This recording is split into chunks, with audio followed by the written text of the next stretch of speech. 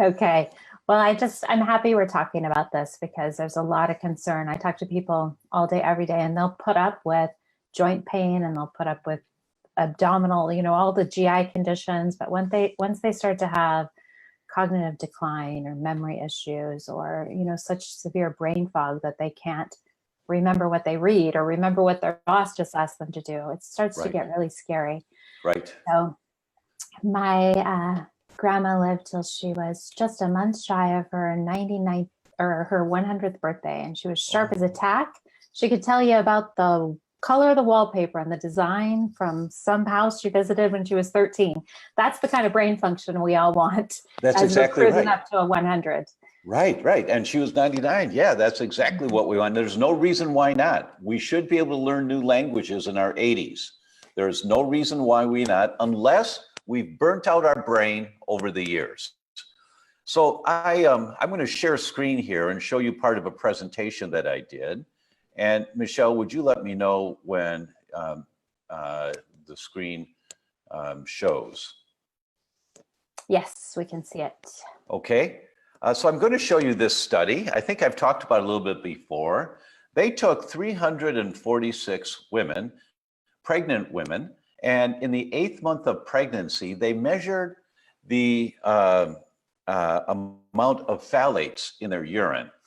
Now, phthalates are chemicals that are used to mold plastic, and there's hundreds and hundreds of chemicals. Right now, while I'm sitting here, I'm looking at the plastic cover on the chairs. The back, it looks like kind of a imitation leather in this place that I'm at.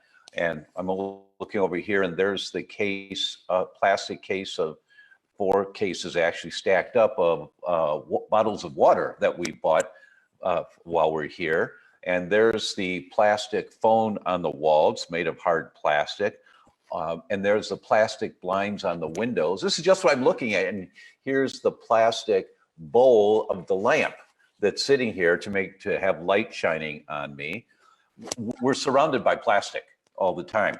And all of these sources of plastic outgas, meaning some of the chemicals in the fake leather cover on this chair, some of the chemicals come out into the air. You can't breathe them, or you can't smell them, but they're there. And if you have your house dust analyzed, it often is very high in phthalates.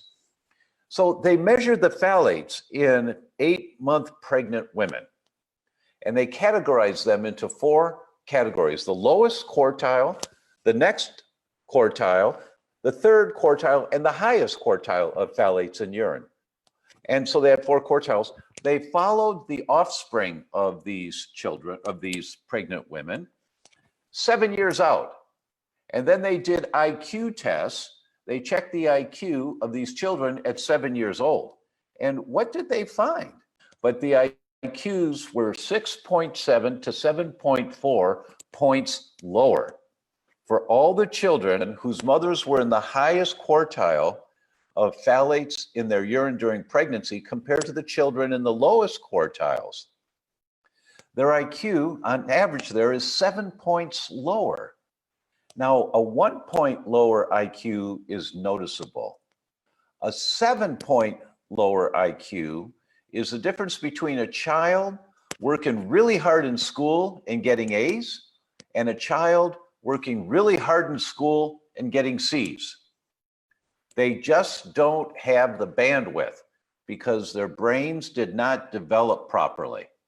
This is like, what? And none of these mothers were sick. They were healthy. They had good pregnancies.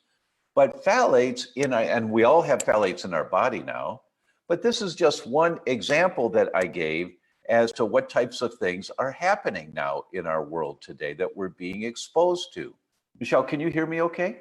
I can hear you just fine. Yeah, I'm just having a little OCD about the fact that both of us have plastic in our ears. Now I'm fixating on all the plastic that I can see in my environment, which isn't good. Right.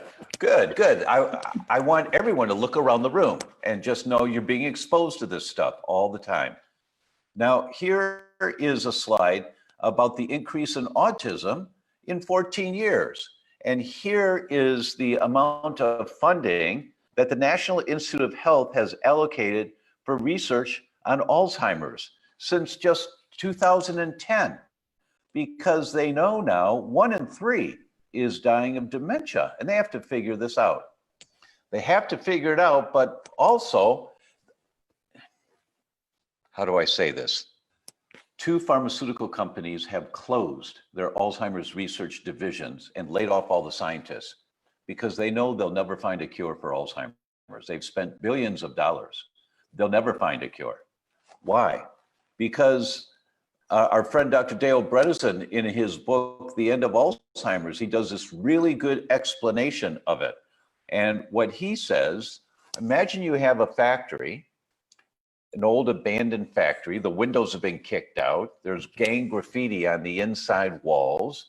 There's 37 holes in the roof, and every time it rains, there's puddles on the floor.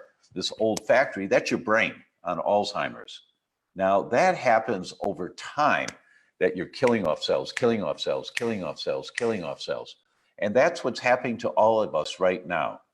Now, look at these numbers on the different causes of death in the last 15 years. Breast cancer has gone down 1%, prostate cancer has gone down 7%, heart disease 11%, stroke 16%, HIV 55%, but Alzheimer's has gone up 123%. That's what we've got today that we're dealing with. And the Alzheimer's Association is projecting what the costs are going to be to us. Where are we going to get $1 trillion to just take care of the healthcare for Alzheimer's patients? Where are we going to find this money? And look at this one from the Alzheimer's group. They put this out. And I just took a picture of the cover of their brochure. This is the cover of their brochure. 1 in 3 seniors dies with Alzheimer's or another dementia because, folks, our brains are on fire today. Our brains are on fire, but we feel fine. You know, we're a little anxious, we're a little depressed, but in general, we can't tell that we're killing off brain cells. Oop, let me back up. This one, I want to go back to this one dropped my jaw. This is the projected increase in the next 7 years in Alzheimer's by state. In 7 years. Look at what this says. It's like, what?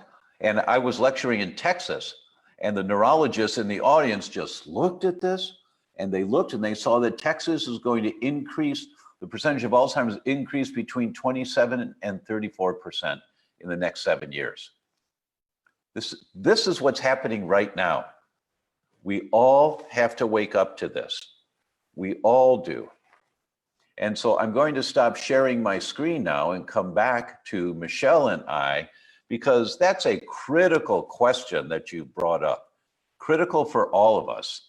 So when you have, you're doing your best, you're gluten-free, and yet you still have brain fog, you wonder what's going on. Well, those slides that I just showed you are the validation that we all need to wake up and put a little time into this.